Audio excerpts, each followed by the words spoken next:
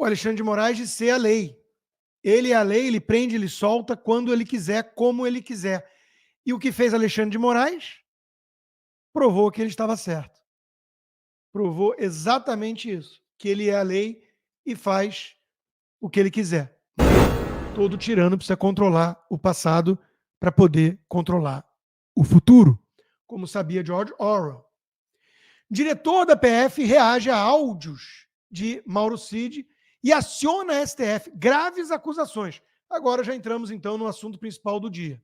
Claro, os áudios que vazaram, sabe-se lá por quem, talvez pela própria PF ou STF, do Mauro Cid falando que foi forçado a fazer delação de coisa que ele não sabia, de coisa que estavam inventando, colocando na boca dele, e por aí vai.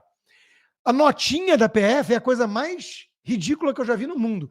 Mauro César Barbosa Cid em nenhum momento coloca em xeque a independência, funcionalidade e honestidade da Polícia Federal, da PGR, ou da República, ou do Supremo Tribunal Federal na condição dos inquéritos que é investigado. Não, imagina. Só disse que era tortura. Aquilo que Gilmar Mendes dizia da Lava Jato antes, sendo que a Lava Jato não era. Vamos ver, ouvir, uma vez mais, para quem já viu, vale a pena, a fala do Mauro Cid. Eles queriam que eu falasse coisas que eu não sei, que não aconteceu, e não adianta. Você pode falar o que você quiser. Eu vi isso ontem. Falar o que pudesse. Eles não aceitavam e discutiam que a minha versão não era verdadeira, que não podia ter sido assim, que eu estava mentindo. Eles já estão com a narrativa pronta. Eles não queriam saber a verdade. Eles queriam só que eu confirmasse a narrativa deles. Entendeu? É isso que eles queriam. E toda vez eles falavam: mas a sua colaboração tá muito boa.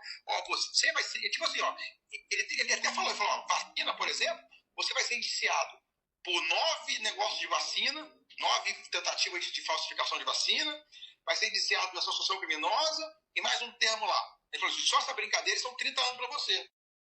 Eu vou dizer, pelo o que eu senti.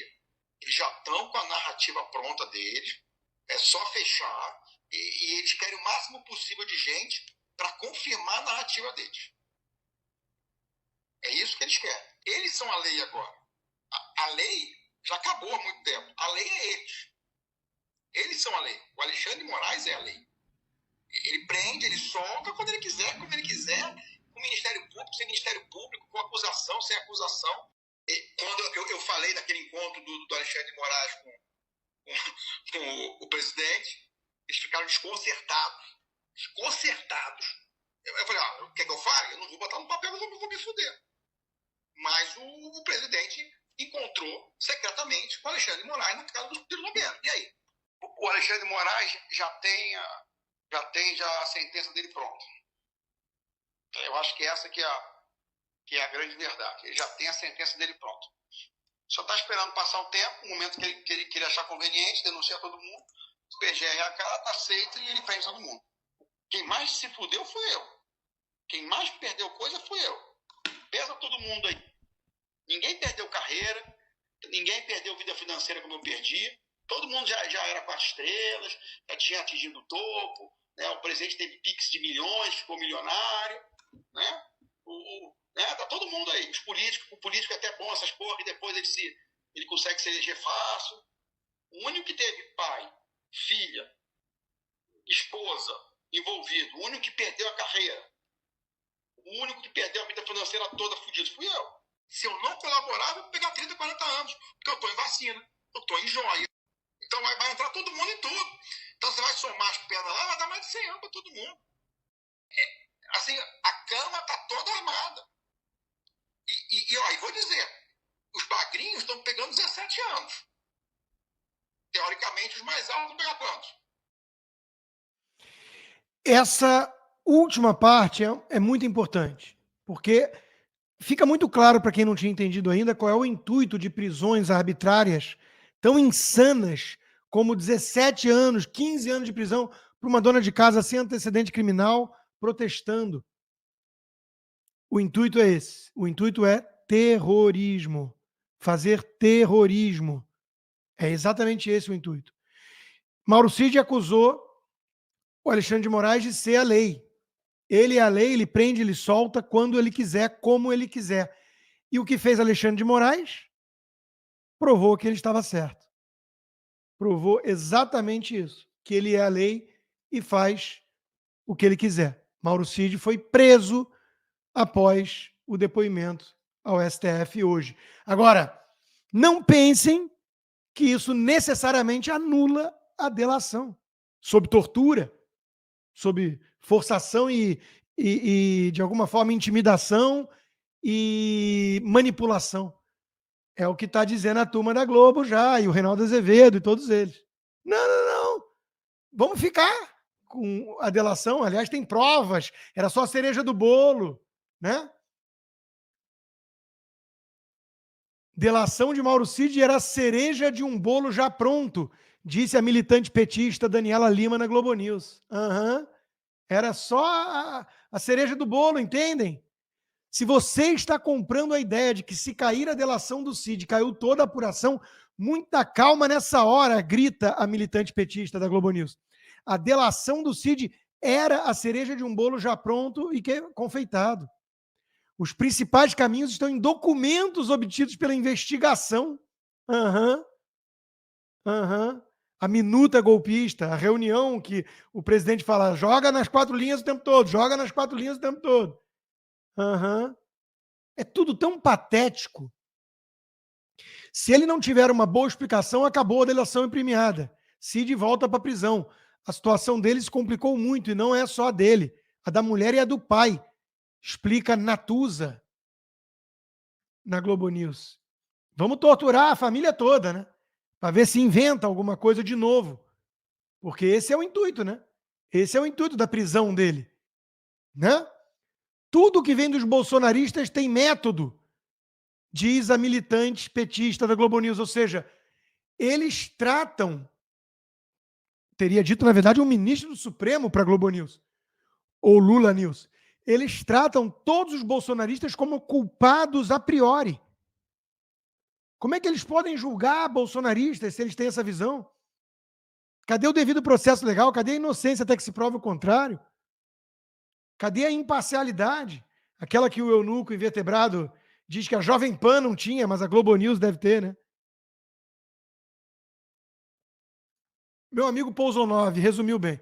Mauro Cid acusou Alexandre de Moraes de ser um déspota, de ser a lei de prender e soltar a seu bel prazer. Para provar que ele não é nada disso, Alexandre de Moraes foi lá e agiu como um déspota, como se fosse a lei, e prendeu Mauro Cid a seu bel prazer. Esse é o resumo da ópera bufa que temos no Brasil hoje.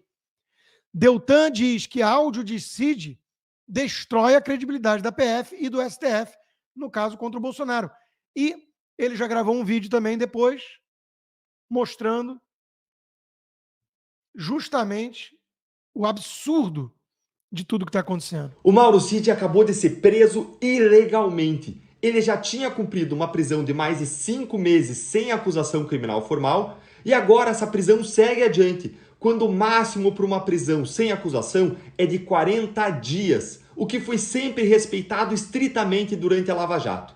Se não existem os 2 requisitos para denunciar alguém, que são prova da existência do crime e indícios de autoria, você não tem os requisitos para prender alguém, que são esses mesmos 2 requisitos, prova da existência do crime mais indícios de autoria, mais um terceiro requisito, que é uma dentre 4 situações legais que mostram que a liberdade daquela pessoa durante o processo constitui um risco para a sociedade ou para a investigação, como, por exemplo, quando existem indícios concretos de que a pessoa está destruindo provas. Assim, a duração da prisão é ilegal, sem acusação criminal formal. E essa prisão ilegal, sem acusação criminal formal, mostra que ele foi preso para delatar. O retorno à prisão adiciona uma nova evidência dessa ilegalidade da prisão. Por que é que ontem não existiam os requisitos para preventiva e agora existem? O que é que mudou da noite para o dia, senão o enfraquecimento da própria delação? Contudo, gente, o enfraquecimento da delação não é requisito para preventiva. A consequência para o enfraquecimento da delação é outra. É, se for o caso, a rescisão do acordo de delação. Qual que das 4 situações legais que autorizam a prisão preventiva que não estava presente ontem e que surgiu de ontem para hoje, de um dia para o outro? Mais ainda, a acusação que o Cid fez de irregularidades, ilegalidades, crimes praticados pela Polícia Federal e pelo STF pode ser considerada uma obstrução das investigações? Se assim fosse, Lula tinha que estar preso durante toda a Lava Jato. Além disso, e se a acusação do Mauro Cid for verdadeira? No mínimo, deve haver antes uma investigação cabal. Deve ser confirmada a falsidade da alegação do Mauro Cid contra o STF e contra a PF numa investigação por um órgão imparcial, para aí sim se cogitar que essas acusações poderiam configurar algum tipo de obstrução. Contudo, o Supremo segue sendo o Supremo, colocando-se acima da lei. O Supremo pode tudo.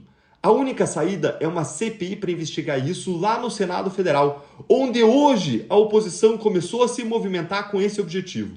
Eu vou falar sobre tudo isso e muito mais na live de hoje à noite no meu canal do YouTube às 19 horas. Venha assistir e traga as suas dúvidas.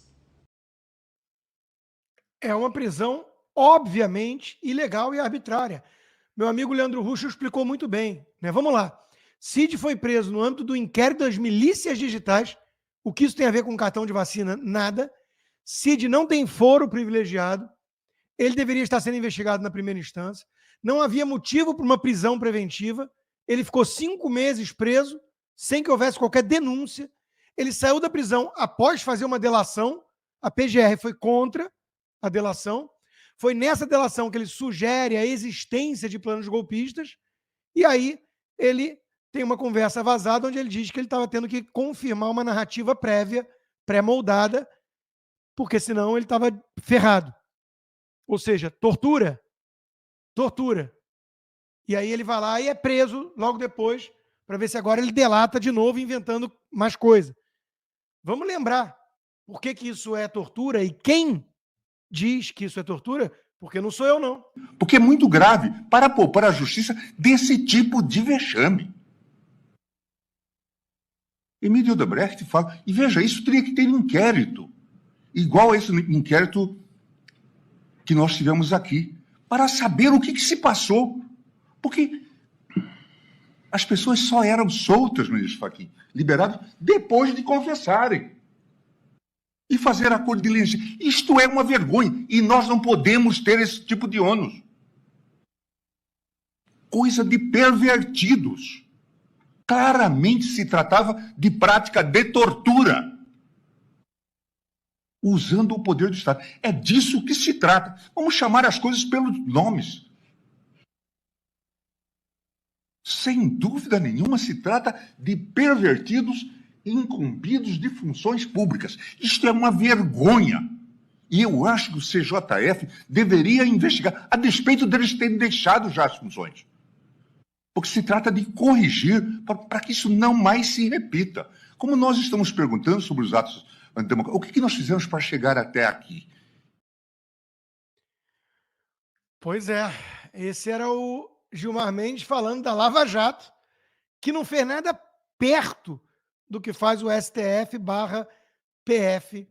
hoje em dia no Brasil. Estamos com mais... Oi, eu vou ter que parar o vídeo só para te atualizar. A perseguição implacável continua. Desde dezembro de 2022 eu continuo sem passaporte, com as contas bancárias bloqueadas, redes sociais banidas no Brasil e muito mais. Agora estão vindo atrás de mim até porque eu contei para vocês os bastidores do que acontecia com os militares. E a novidade é que o Locals, onde muitos me apoiavam, fechou o acesso aos brasileiros por conta do STF.